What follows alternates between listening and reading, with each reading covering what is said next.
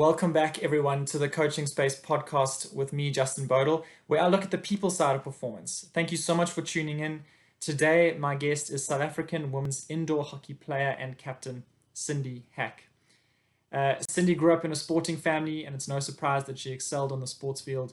In fact, having represented KZN for swimming during her school years as well.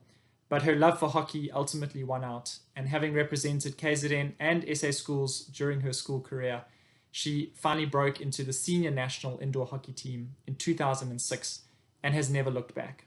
Although Cindy has earned 38 caps for the South African outdoor women's hockey team and has featured at an outdoor World Cup, she's really specialized as an indoor player and currently has 105 caps, making her the first South African to actually reach 100 caps for indoor hockey.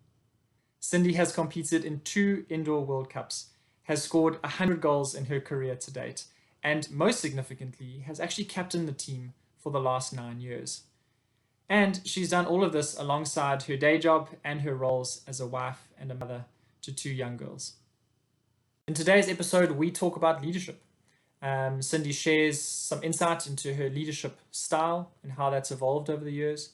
She talks about the importance of leadership characteristics, and she shares her views on what some of those characteristics are for leaders in any sphere of life. She talks about the importance of tuning into the mood within your team, and how she keeps her leadership fresh. She shares this and much more in the episode. It's an authentic and honest look into the world of high performance, and I hope that you enjoy. Well, good morning, Cindy. How are you doing? Very well, thank you. Morning, Justin. Thank you so much for having me. No, thank you. I know you're always very busy and juggling lots of things, so I do appreciate the time. And it's an absolute pleasure.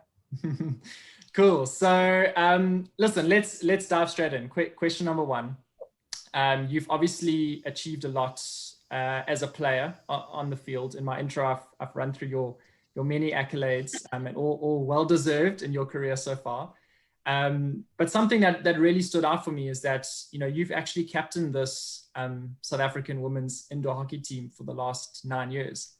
Almost 10 years of leading one high performing team is quite an achievement. And so my first question actually was around that. So I wanted to know a little bit about what your current sort of leadership style is, and how has that evolved over those years, if at all?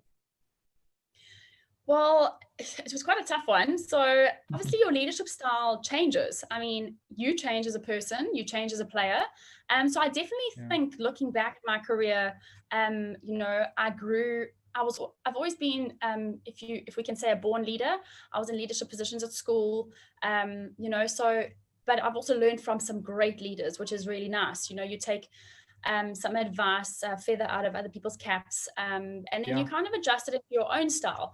So I've also been under leadership of other players who I didn't thrive under.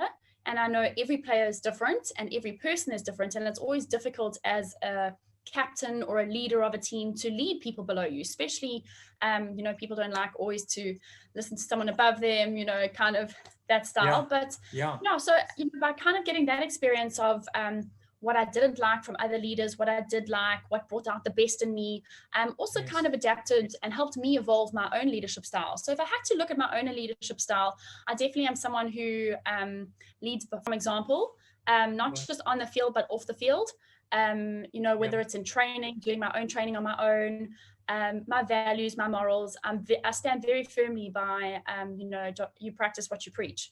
And I think another thing is also, being real with your players is a really good form of leadership, because you're not going to have those days where some people as a form of leadership, they like to be at training first, stay at training the latest kind of thing.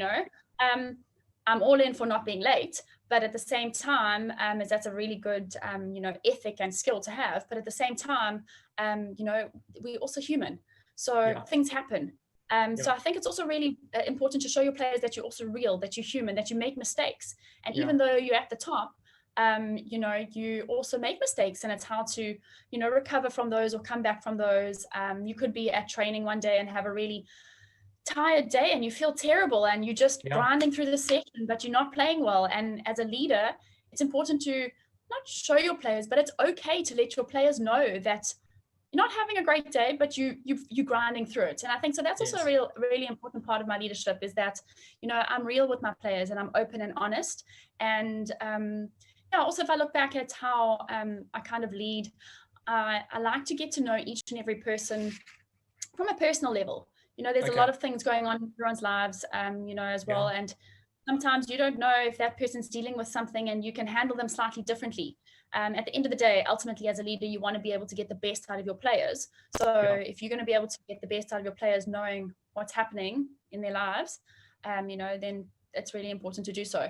And I think also going through a lot of experiences. So through injury, through not being selected, through being dropped, you know, sitting on the bench, losing really important games, those types of things build you and create experience. And you can only kind of gain, you know, a great position in a leadership position and kind of be where I am if you've unfortunately been through those terrible things at the time. You know, it's hard. It's so horrible to say you have to go through disappointments to be great, but you do.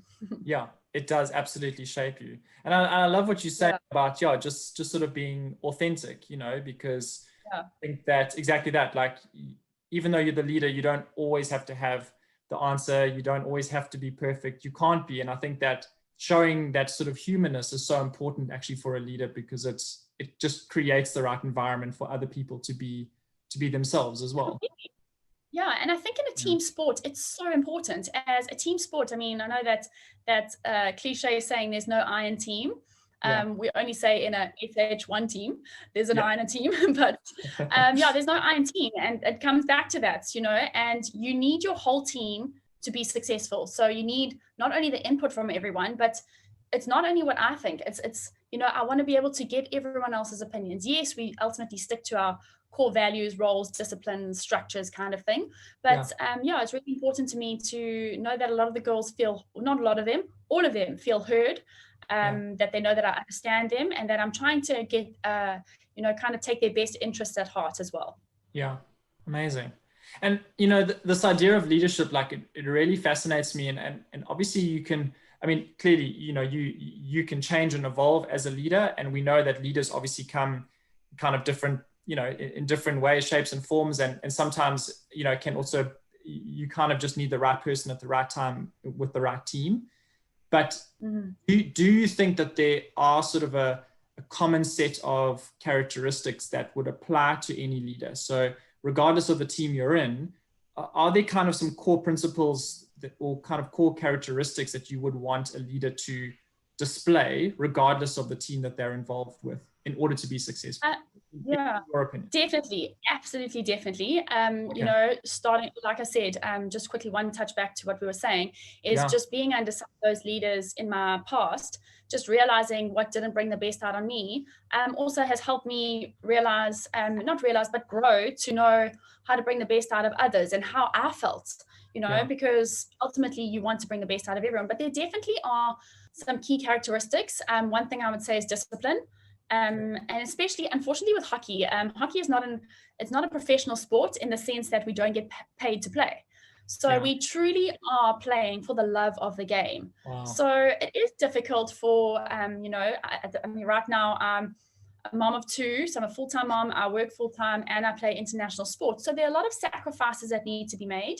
But not to water it down, if you want to play for your country, you need to make those sacrifices. So discipline is huge for me. You know, if you want to be in the national team, you need to be disciplined from the point of view of you need to be doing your own extra work. You need to be going down and training on your own, doing those extra sessions, not just doing the bare minimum, because, you know, at this international level, you can't get away with just pure talent. You need to be able to be working hard on those things that you want to be improving in order for the team to improve. Discipline is a huge thing.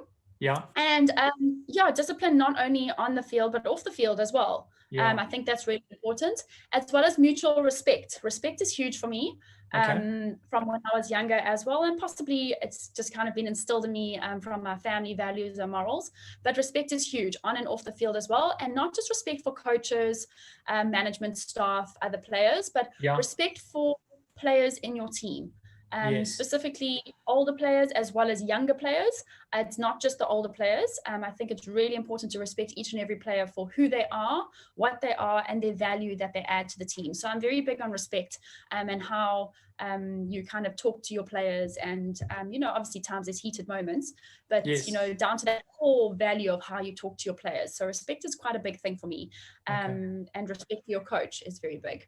Yes. Then if I think about a few other things, being vocal. You need to be vocal as a captain. You can't just be quiet. You can't, when the pressure is tough, you can't go into yourself, as difficult as it is, because there's a million things now going around your head on how you're going to change this game around, thinking about your tactics, thinking about your own game. So there's a lot of things that are happening, and just being vocal and how to be vocal, when to give words of encouragement, when to be hard on the team, especially with girls. It's quite important that your team knows, if you're in a pressure situation and you're going, you give an instruction, someone can, maybe in a provincial setup or a club setup go, oh, don't shout at me like that. Take it quite personally, and it's quite difficult. But at an international level, you do not have seconds on the field to think about that. So I think it's quite an art to learn how to speak to your players, when to speak to them, giving words of encouragement, as well as being quite firm, should I say. Yes. Yes. And then having a good work ethic. How work ethic is really important, and that kind of ties in with your discipline, your training on your own, which is really important, and leading by example on and off the field. And that probably ties in a bit of my second main one that I really also firmly believe in, is being selfless, putting others ahead of you all the time. Yeah, lovely. And, something you were just saying there, Cindy, just, it was really making me think about this idea of kind of knowing when to say something and how to say it. And like you said, that probably also comes through experience, but how important is it for a leader to kind of be tuned into the team in that way, to kind of feel the mood of the team, and to know now's a moment where I need to say this, and I need to say it this way, or we also need to maybe recognize that this is a moment where we're going to change what our plan was, or we're going to change our schedule, or we're going to change our practice, and we actually just need some downtime together. Or, how do you know, how important is it for leaders to kind of feel that mood and to adapt accordingly? Well, I think that also comes back to one of my, what I said right in the beginning. One of the ways I tend to lead the girls is I like to know the girls one-on-one. And it's so important, because if you know them, you know how you can speak to them. I mean, I know I can give an instruction and not worry about what's going to happen to an older player or someone who's been in the system a little bit longer. Whereas if I have a newer player who's a little bit young, a little bit more inexperienced, nervous, possibly their mental state is not as strong, or they're thinking about a lot of other things. So I can't.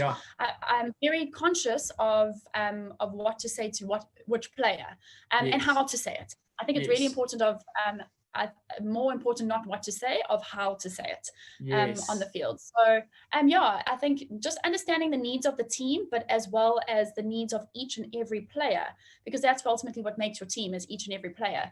And we all so different.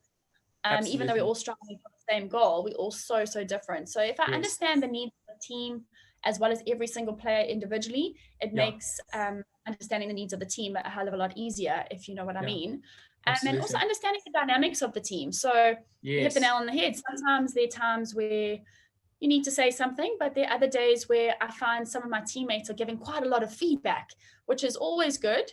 But sometimes it's too much feedback. And, everyone else, especially the younger players, are, oh gosh, they're listening to all these players' information and they're trying to process it. So it's when to say something. Maybe sometimes I don't say anything and I just let my team speak. So I think it's understanding the needs of the team is a bit of a juggle. Some days we'll have better days, other days we won't. And also, sometimes I feed off the coach. So if the coach has said a lot, I don't really need to add too much extra value, because too much information also is not filtered, especially with the younger players and the newer players, should I say. Yes, that's such a great point. I've experienced that for myself. And also just, I'm always interested, like I'm watching this Chasing the Sun documentary about the Springbok World Cup rugby team, obviously, which is amazing. And you kind of get this inside view of like these amazing team talks, and then you think like, what did Rusty say, or what did this person say? And I think also as coaches and as captains, we can sometimes fall into that trap of thinking, I need to make this big epic speech, or like, now's the time I need to say something. And actually sometimes you don't need to say anything. Let me more, so and sometimes also I know when to also be quite serious, because obviously, I mean, we're playing for our country, but I'm also the captain of different teams. So if I'm being captain of the national team, there's a different characteristics that go with that. Whether if I'm captaining in a provincial team, there's different characteristics and different dynamics that go with that. So it's quite a juggle, but once again, it goes back to knowing your players, knowing where they've come from. You could have a player in my provincial team that I'm captaining who's just made our Raiders provincial team for the first time, and just to kind of know what to expect from that player. Still have your own team goals and know that they understand those team goals, because at the end of the day, it's women's hockey, and if you're in the team, you need to be adhering to the team goals, but also not putting too much pressure on that player to a point. So knowing just different individuals in the team just is really important. And like I said, sometimes it requires for you to say something, sometimes it requires for you not to say anything, and sometimes it requires for you to kind of break the ice with something and make your teammates kind of giggle to take the pressure off, because it just makes it a little bit easier, and everyone goes, oh, okay, we can kind of focus on this. There's not so much pressure. Yes, I love that. And, so, I mean, we've kind of been talking around it, I suppose, but a question for you, having led the team for such a long period of time is, how do you keep your leadership fresh? Do you know what I mean? How do you stay relevant as a leader, particularly where potentially you've actually played with and led a lot of these players for such an extended period of time? Kind of how do you stay fresh as a leader? Well, there are a couple of things that I definitely by staying to stay fresh, should I say, I'm always growing. So I feel always fresh. So I'm always feeling fresh because I'm always growing and learning, and my players are changing. And I feed a lot of my players. So when I see them improving so much, and we get some great youth coming through the system and great depth coming in, that really excites me. And I think it's exciting for them to know, and they do know that, I get so proud of them. But from a staying at fresh point of view, more, should I say tactically, or developmentally, I do kind of do a lot of courses. So I like to read a lot. I read a couple of books. I like to read online. I don't know if you've heard, well, I'm sure you've heard of Alistair McCall. Yes. So I like to kind of, I've chatted with him a few times. I've done a couple of his courses. So I do like to kind of touch up on that and extend myself from that point of view, on that side. But also I'm constantly getting new players, which is also always a new challenge, and also always extending me to stay fresh and to stay involved, which is also really nice. We also do a lot of team building, which is always great. As well, because you kind of just bring out that great side, and then we feed on a lot of that team building, just vibe and memories for a long time throughout our tours and years as we go along as well. Yes, I mean, I love that you spoke about, that you mentioned the word growth, because I think it's so, people often see leadership as like a destination, but actually, once you got there, it's even more important that you are continually learning and that you're growing. In one of my podcasts, one of the guys I was interviewing said that for him, the word kind of being curious is so important, like being curious about yourself, about your own leadership style, about your environment, just really being kind of open to, like you said, that sort of growth, and not feeling like you've arrived and I know it all.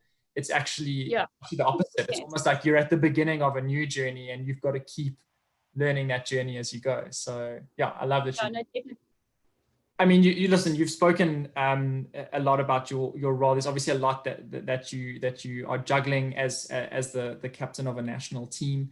And so a question I had, I mean, for any leader, there's always a level of responsibility that comes with the role, right? So with great power comes great responsibility, as we know. Right. So, but for you, how do you kind of carry and manage that weight of responsibility, not just as the leader of the team, but a national team. So you're representing your country, like you said, but you're also an ambassador for the game itself. I mean, locally and internationally. You know, how do you carry that weight of expectation on your shoulders? Sure. Well, firstly, I think I'm very comfortable with the responsibility, and I think that's really important. You know, with that responsibility, I mean, with the leadership, should I say, title, comes a lot of responsibility and added pressure. And I think if you're comfortable with it, you can deal with that a lot better. You know, I think there's always that kind of, whether it's a philosophy or whatever people say, but they always think that the best player needs to be the captain. Yes and no. And I do think that one of your best players, because they're always your most experienced player, generally, you know, and they're leading by example. So generally it does land up one of your top players being a captain, but at the end of the day, not all players do possess all those characteristics or responsibilities as well as possibly some others. So I think if you're comfortable with that, it definitely does help you with regards to the pressure point of view. I have always been a leadership role for a lot of my life. So I think that has made me slightly more comfortable and always in the position to learn from that captaincy position, just captaining from junior school days, being a head girl at my school, you know, just kind of, just I think those leadership roles, now when I look at them, they're kind of minuscule, but they've taught me so much just at that phase of my life as I've kind of moved along. And then being captained by such, you know, like I said, I've come through great captains, but I've come through also some horrific captains, you know, who kind of made me feel terrible. So that is also such a big thing for me, to have learned so much from those players as well. And it's also to learn from people, just going slightly off your question, just learning from people even who aren't captains. To me, there are a lot of people in my team who have a leadership position in our team, yet they don't have a label or a title. And that's also really important. And I love to learn from that as well. So I think I'm pretty comfortable with the responsibility, and it definitely has been a journey. There've been times where I think I'm my own worst enemy from the point of view that I do put a lot of pressure on myself, and I think any top athlete does. It's just how much pressure is good. And I just think, it's important as you get older and through those experiences of those lows and your highs that you kind of learn to manage that. Okay, so final question. You've journeyed, you've had quite a long kind of exposure, I suppose, to being a leader. Like you said, you've occupied different leadership roles, and we know that it's a journey. Without going into specifics, if you don't want to, what has been the biggest leadership error that you've made, and what did you learn from that experience? So that is a hard one. You thought you were getting off easy, but the final question, an error. I'd have to say an error is more personal than team-based. And if I had to be completely open about it, I think it was 3 years ago, we played the African World Cup qualifier in Namibia. Wow. And so I'm an insomniac, if you didn't know. I literally get on like 3 hours sleep. So I remember looking out the window we had smashed all the teams in our pool games, but the format of the tournament was such that the last game was basically the only game that counted. Whoever won was going to the World Cup, and we had smashed everyone.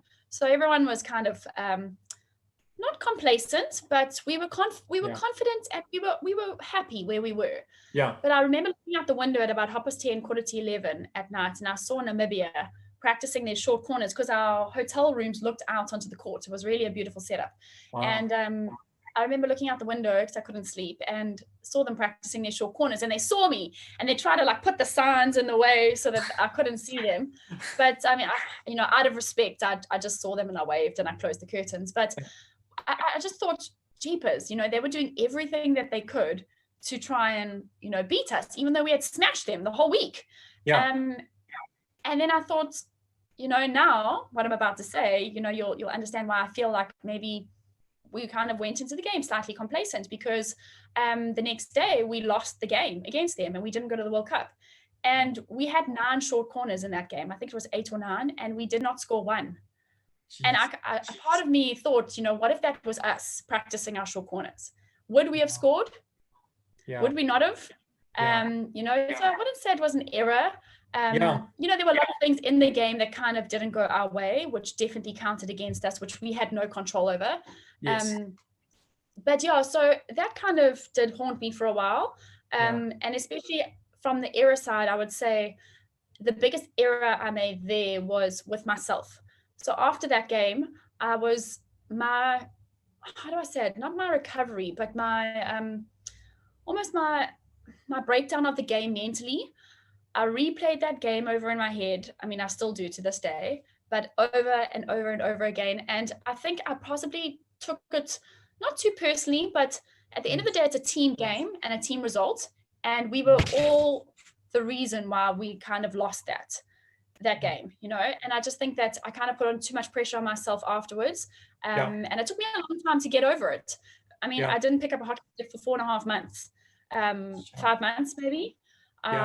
Probably cried for about 2.5 months, solidly. So I think the biggest error from a leadership point of view was that I took way too much responsibility on the result of the game, because it wasn't solely just me. I think never just one person. 100%. I kept thinking, how could I have been better? What could I have done to have changed the game? Where did I go wrong? And I think that probably was my biggest error, because it took me so long to get over that. And that definitely is one of my biggest errors, if I have to say so, from a leadership point of view, not to put so much pressure of a result on one person in a team sport. Yes. And like you said, I mean, you used the word haunted, almost being haunted by this constant feeling of, well, what if I had said this or done more? What if we gone to practice in the morning? Or what if we, or done, should I have said this or should I have said that? But, I think that's, like you said, kind of, learning the sort of through experience, but the kind of mentality of knowing that there will always be a what if and a what if. But it's about, trusting your processes and not hanging your achievement just on the results. Like you said, there are so many things that are also out of your control. Well, thank you. Yeah, and I think there's just a lot of things that you can control, and a lot of things you can't. And I think dealing with such a big loss and such a big, I had to drop my husband off at the airport to go to the World Cup because he was coaching the men's team, and he was going to a tournament I was meant to be at. I mean, so I lived through that haunting phase for a very long time. So I just think that kind of was the biggest error personally, that I just kind of took a while to get over that. Yes. Well, thank you so much for sharing so openly about that. Like, I think it's really, it's so important, I think, for people to hear from leaders like yourself, and to hear you being vulnerable, and to hear you and to think about also how much kind of goes on in your mind all the time. It's not just about your game. Like you said, you're focusing on the system, you're focusing on other players, you're focusing on the future, you're trying to look back at the past. There's a lot that your mind goes into. So thank you for sharing so openly there. I appreciate it. Oh, it's an absolute pleasure. Absolute pleasure. And thank you so much for having me. No, it's been awesome. So listen, thank you so much. It's so great to chat leadership and to talk so honestly about it. I mean, you've led at an incredibly high level for a long period of time, and I hope that continues. And I look forward to watching your career and the team's success continue as well. Thank you. I think what's also so exciting is just seeing all the youngsters coming through as well, and especially the younger players. And it just reminds me of myself when I was there. Just so excited to be there. And you should have seen us at training this week. We started off the practice with a soccer game. You would have thought it was like the best thing we've ever had. Our team's got quite a lot of older players in it now. I think there's 4 of us who are married, 3 of us with kids. So we're like a whole bunch of moms and married people playing soccer. It was hilarious. The youngsters really bring a lot of freshness, and especially the youth. Like, we've got this PSI kind of system up and running, and just being exposed to such good the kids these days are unbelievable in what they can do, and Jeepers Creepers, I often think, Jeepers, I wish I had this when I was younger. But it's really great because it reminds me of where I came from and why I loved the game. So yeah, it does definitely keep it all fresh and new. Oh, that's awesome. Cindy, listen, thank you so much for your time. And yeah, I hope your practices continue being as fun and energetic. As that you always bring in the fun, so it's no surprise there. But yeah, thanks so much again for your time. I appreciate it.